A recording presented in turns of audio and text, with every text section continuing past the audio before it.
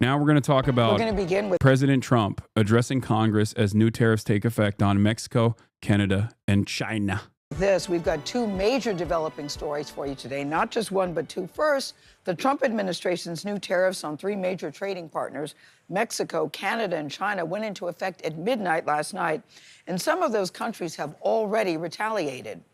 And second, the White House paused all U.S. military aid to Ukraine after that very explosive showdown between President Trump and President Zelensky. Now, that's the backdrop for the president's speech tonight in Congress, and Tony is there in Washington getting ready to bring us all the latest. Tony, good morning to you. Everybody's saying how dapper you look today. Good morning, Mr. DeCopo. Well, Gail, thank you very much. You're back from the Oscars, Hollywood's biggest night. Oh, there it is. Double circ, Tony. Double circed up Tony, baby. Tony Two-Tone, my guy. I will never stop thinking about his penis anytime he comes on screen, okay? Forever tarnished. I'm sorry. It's just... Will I get banned for saying that you champion terrorist militants? No. You'll just be screaming into a void alongside a bunch of other dumbasses as well. But keep up the good work, brave soldier. You know? Nate's been on a beach vacation, and here I am in Washington, D.C., and it's not even a State of the Union, so I'm questioning my life choices just a little bit. But look, it is going to be a big night, a potentially historic night in what has already been a fast-moving and consequential presidency. In less than 100 days, you got to keep that in mind. We've been told by the Speaker of the House to expect fireworks tonight, so while a typical joint address might be a somewhat boring, somewhat somber list of goals from a new president, you can expect President Trump to instead tout action, accomplishments. And there's been a lot of that, to be honest with you. I mean, maybe no president since FDR has attempted so much so quickly. There is, for example, the at times chaotic effort by Elon Musk and Doge to shrink the size of the federal government. Also on the list, working toward a ceasefire in Ukraine by, it would seem, whatever means necessary. Also, the hefty new tariffs on imported goods from Canada, Mexico, and China. And this morning, by the way, China has said it will retaliate, and Canada also already hitting back. And that is just one of many moves this White House has made to expand the power of the executive branch. So much has happened, really, that even folks here in Washington, D.C. struggle at times to process it all. But that's why we have Nancy Cordes, our chief White House correspondent, to stay on top of everything. Nancy, good morning. Good morning, Tony. I have had my struggles, but today is a day that the president will be front and center. And you know that this is a president who cares a lot about the stock market. But yet... Yeah, no, he cares so much. That's why he's destroying it. That's my king. That's J.D. Pondom, baby. That's my goat right there. He said, the Treatlerites must suffer. Permanent first. He said... Hold on, let me put this on. J.D. Pondon said, permanent first world genocide.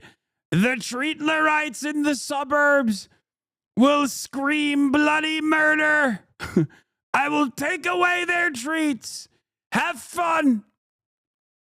Enjoy the treats while you can. You will never enjoy them again. The Chinese century of prosperity is upon us. I will make our allies scream, and in the process, I will cripple the America economy. It's Trumponomics. Yesterday, after he announced that there was no way... Last night, I realized I was a Treatlerite when I took out a Trader Joe's lasagna, and it said product of Canada, and I realized it would go up 25% time next time I buy it. That's right. Trader Joe's lasagna from Canada, which is a settler colonial entity in and of itself under the banner of the Commonwealth, still holding up loyalty to the British Empire. Canada will also suffer. Out for Canada and Mexico, the Dow fell 650 points. Still, 25% tariffs on their goods went into effect overnight with President Trump. He said, the labor aristocracy. I love doing JD Pondon. I'm sorry. I'm going to stop. I'm going to dial it back a little bit. Trump calling it a punishment, though it's unclear in the case of Canada in particular what that punishment exactly is for. No room left for Mexico or for Canada.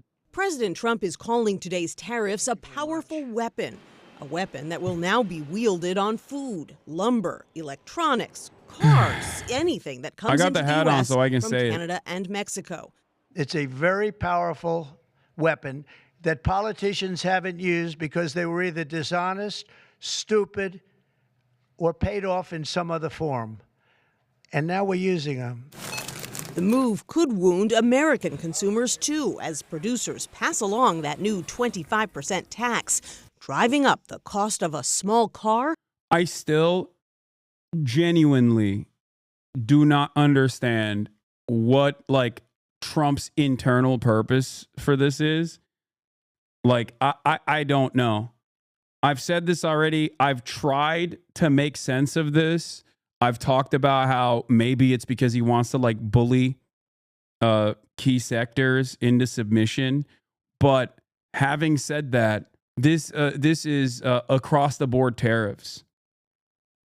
So it's not even divided evenly by sector. There is no.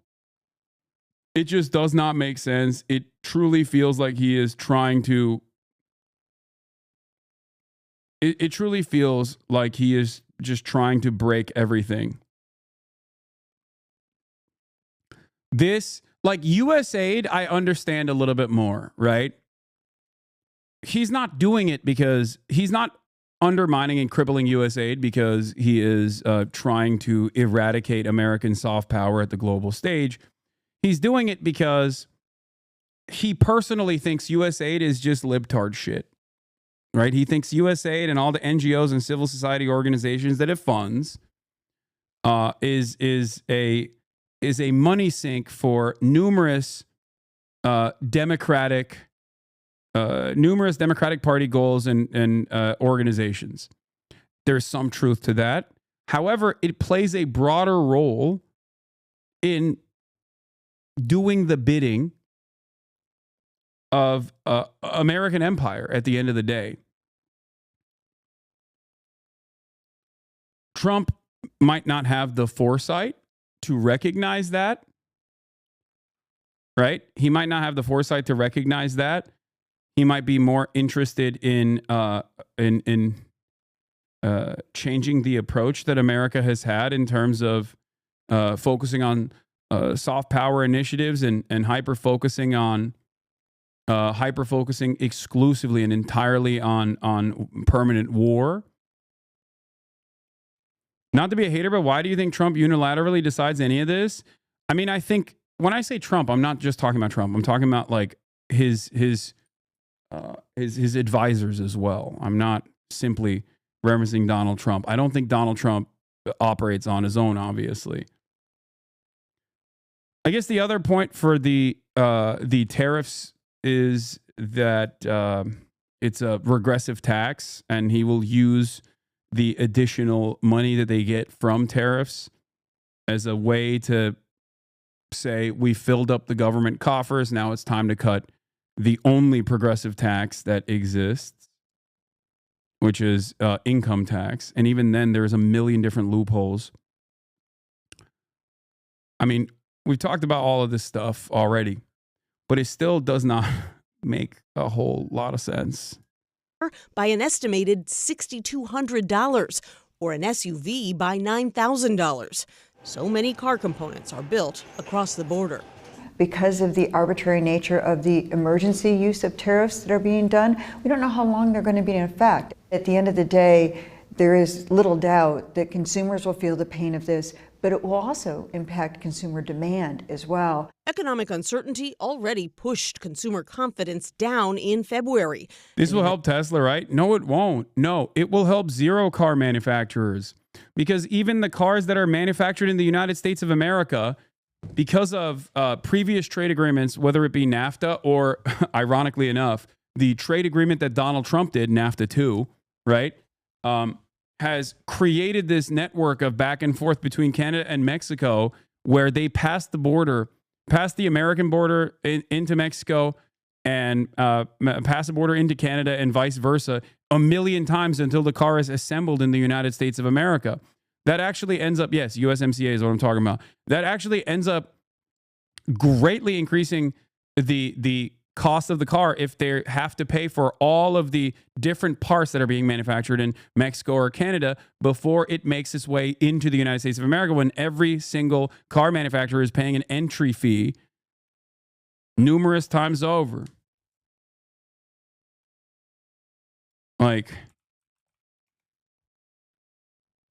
yes, United States, Mexico, Canada agreement, which was signed on July 1st, 2020. Okay, drafted in the 30th of September 2018, is an agreement that Donald Trump put forth.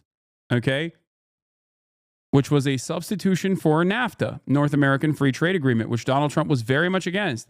But then he basically did the exact same thing.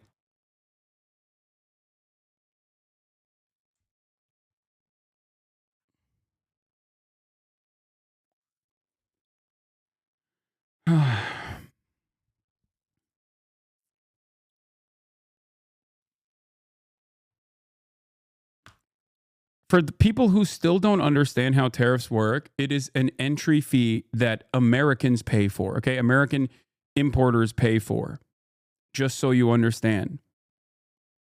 It's not paid by the Mexican government, and it's not paid by the Canadian government.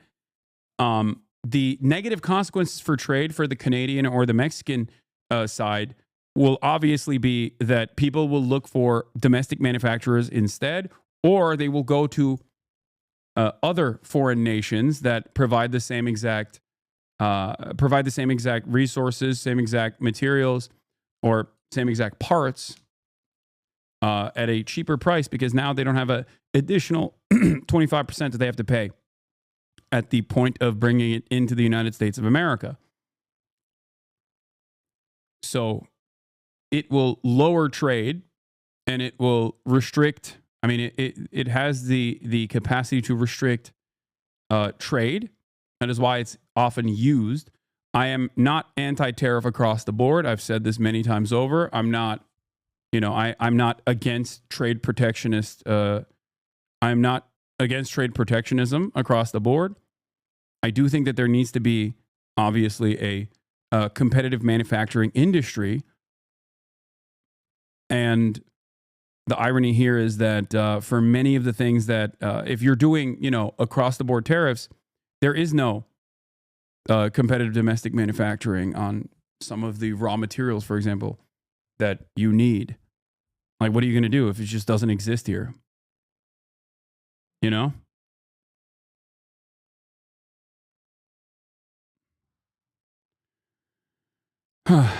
But let's get back. A new CBS News poll, just 24% of Americans say the economy is getting better. This is bad, because normally it's the 30% that are like the Trump loyalists that will always say, "No, it's getting better. It's so sick now. I love the economy." And even that number has diminished. he's sub 30 in his super base. Okay, that's not good.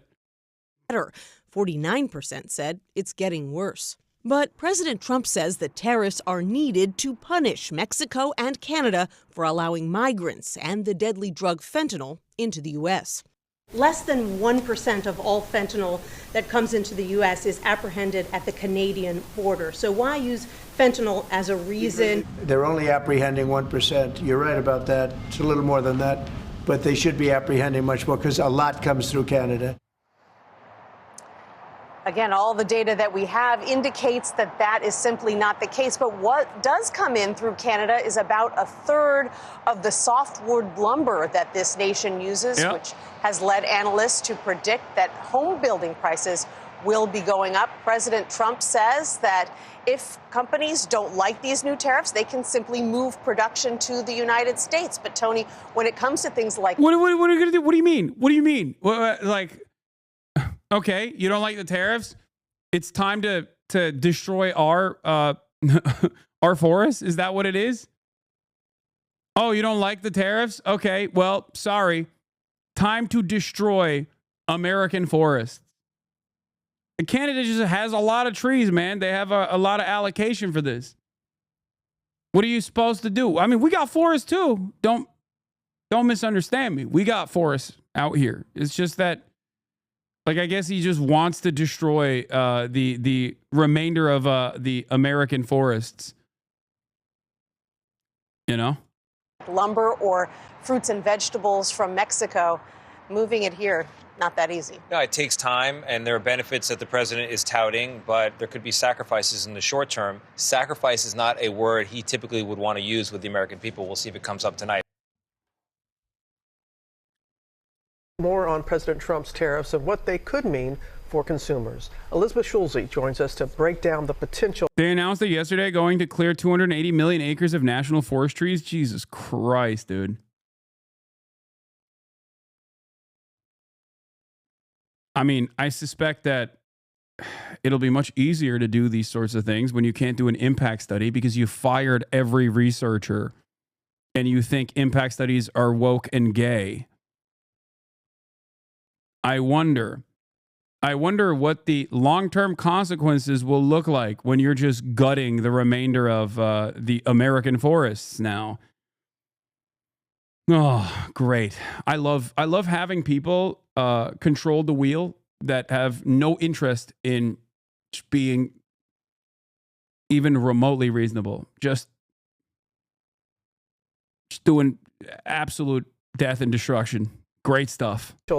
Impact. And Elizabeth, what kind of products? You can't ramp up production that quickly. There's also that side of it too, but I'm not even going to get into that. Okay?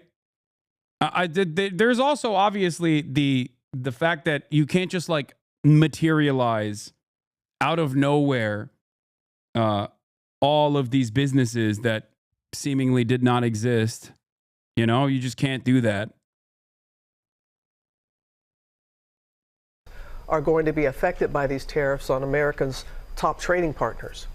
Hey, good morning, Robin. Well, the short answer here is that a lot of products that we buy day to day could get more expensive. Groceries, gas, shoes, clothes, electronics. Mexico, Canada, and China, they accounted for almost half of all of the goods that were shipped into the U.S. last year. And the way that these tariffs work is that American businesses that are importing goods from those countries will now have to pay the U.S. government a higher fee for their products to cross the border. A key goal there is to incentivize companies to rely on domestic manufacturers to boost jobs here. But in the short term, those American businesses will have to decide if they absorb higher costs from the tariffs or if they pass them down to their customers, Robin. Okay, so if companies do pass down the costs, how soon could consumers pay higher prices? Okay, so if these tariffs stay in place, economists expect you could start to see price hikes by Memorial Day. For groceries, it could be within weeks or even days, Robin. So take fresh produce, for example. About 63% of U.S. vegetable imports come from Mexico. Think bell peppers, cucumbers, strawberries, tomatoes, limes, avocados, a lot of that fresh produce. And grocers, they can't really stockpile those foods in advance. So if they decide to pass down the entire 25% tariff, that means your $3 avocado could end up costing $3.75 pretty quickly. Liquor, like tequila and Canadian whiskey, could also get more expensive. And then the auto sector, really another big one at risk here. Automakers rely on thousands of different car parts that are traded between the U.S., Canada, and Mexico.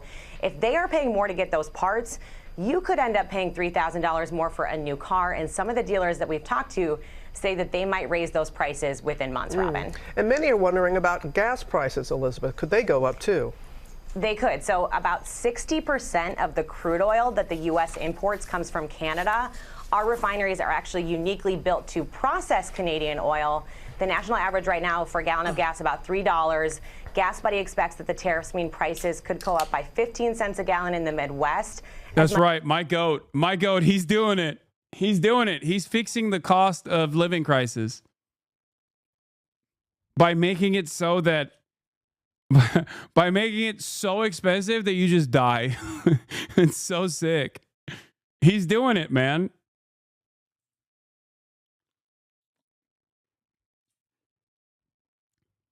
This goes back to the thing that I was talking about initially, the resentment and the jealousy that I have, the envy that I have for Trump getting to do whatever he wants and his fan base just eating it up like it's the most brilliant thing that's ever happened. It's like it's the most brilliant thing that's ever taken place. He's doing it again. He could just be like, yep, that's right. You're going to suffer, but it's okay because you deserve to suffer. We are going to deindustrialize the United States of America. The labor aristocracy.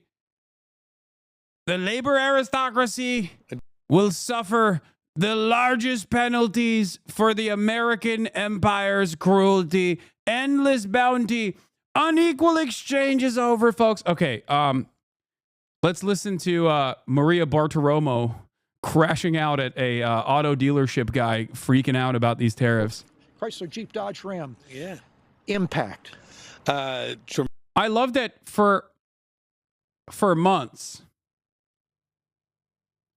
I said, and many other people who understand what's going on said over and over again that this is going to tank the American economy, that this is going to make everything insanely expensive.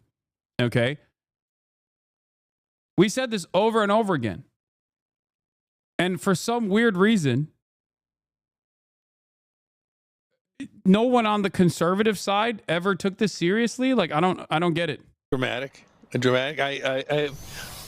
All of this will make the EU stronger. No, it won't. It absolutely will not. You're wrong. It has sold order for a customer. $80,000 truck. It's $100,000 now. So he's not going to buy the truck. It's going to sit on my lot at the higher interest rates we're paying right now for floor plan, and nobody's going to buy the truck because it just had a $20,000 price increase. Right. Kelley Blue Book will put the number up. They say the average vehicle will go up by about $3,000. Does it sound right to you? No, it will not. We don't have the broad stroke. We don't have the linear, the tight strokes.